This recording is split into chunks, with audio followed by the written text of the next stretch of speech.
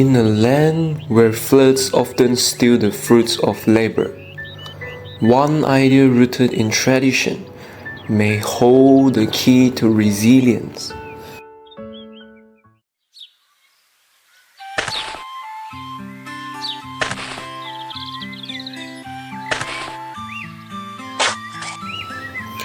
A farmer made his living by growing crops.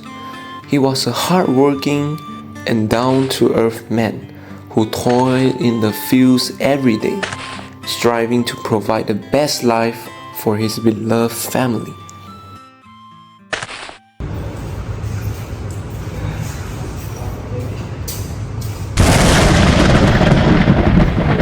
No. My crops is still outside. I need to save it. Just as harvest season arrived, an unexpected torrential downpour struck. Caught off guard, the farmer had no time to take any protective measures to shield his crops from the rain. The heavy downpour quickly overflowed in the irrigation channels, triggering a sudden flash flood. What can I do? I know. Maybe if I dug some small trench and drain the water up. No. Maybe. Oh, I know. I put sandbag over my crop to build a small wall. Okay. No, that won't do either. Maybe I'll just use a bucket to scoop out the water. Or maybe I should just put sticks next to the plant so that they won't wash away. No, neither of those will work. Maybe I'll pray to God. Pray that the rain will stop. Please, God. What am I doing? It's already too late. What am I even doing? The relentless floodwaters swept through the fields, mercilessly destroying the crops. In an instant, all his hard work has washed away. All my years of effort gone in a single moment. All my years of effort.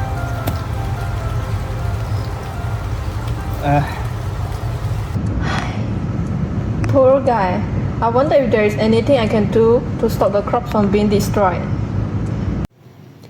Seeing this heartbreaking scene, his neighbors began to wonder if there was a way to protect farmers' crops from floods. They did a lot of research on several methods, but none of them made their satisfaction.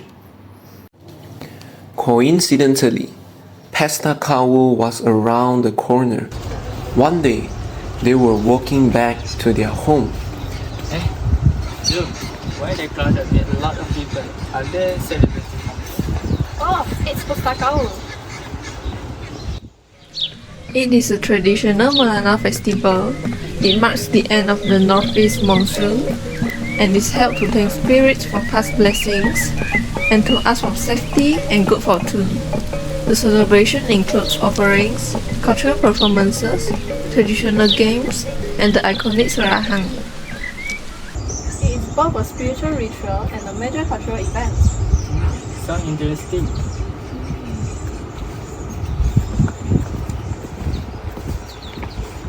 Oh, hey guys, I have an interesting idea, but I need all of your help. If the crops kept getting destroyed by the flood, then why don't we make them fall in water? Great idea. Let's make it into reality. Count me in.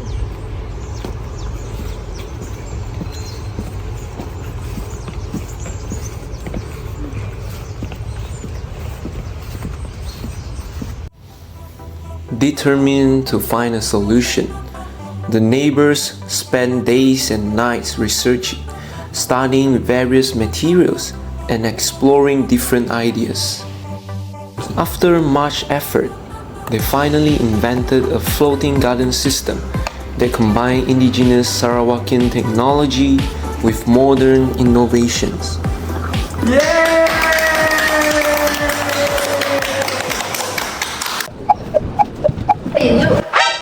We invented this board to help you to save the crops. Are you kidding me? Do you think that this so-called invention of yours doesn't help me save my crops from the flood? I don't want to try this.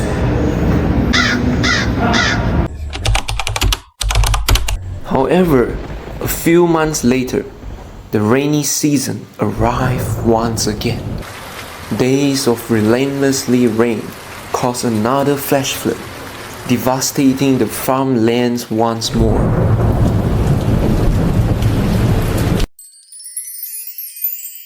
Yet, this time, there was one exception.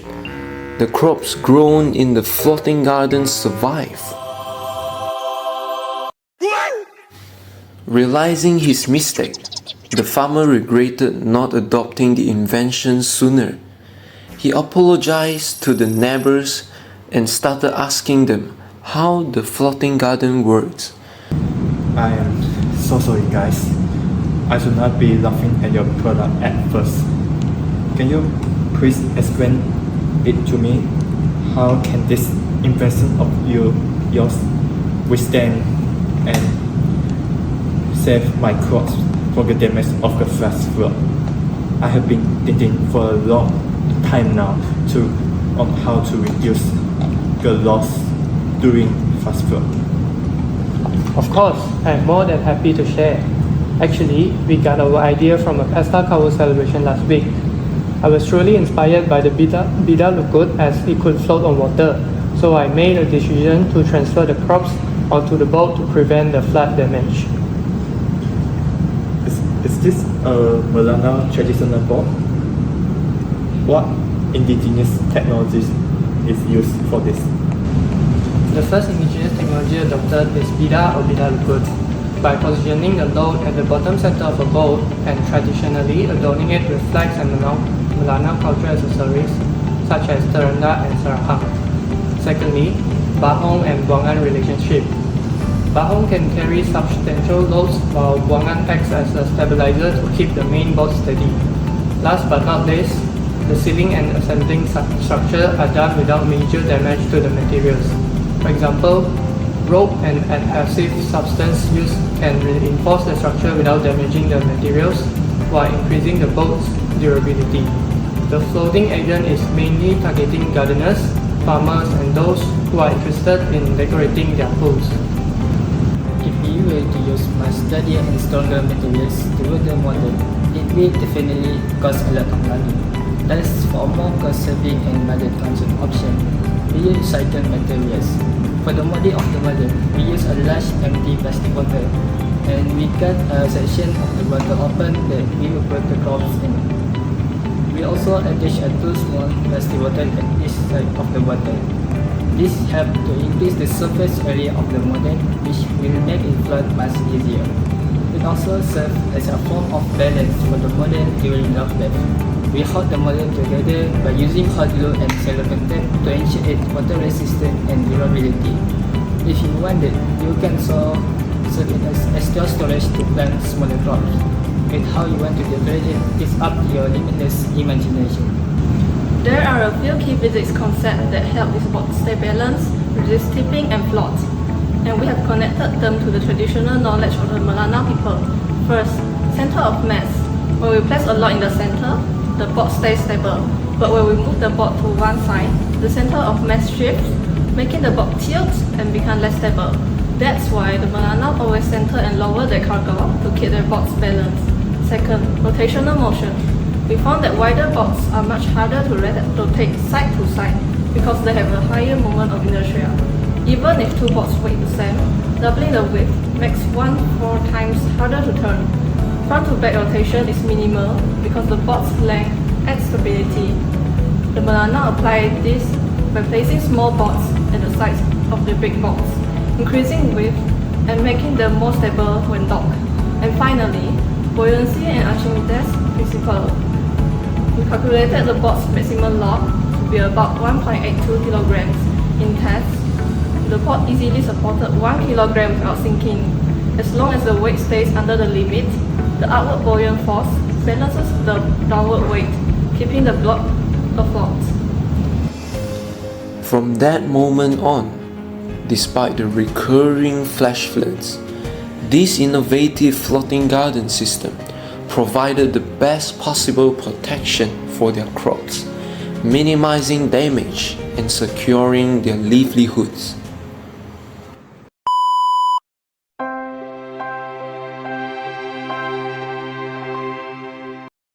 Group reflection. Throughout this project, we have learned that the indigenous technologies should be respected because they hold immense value.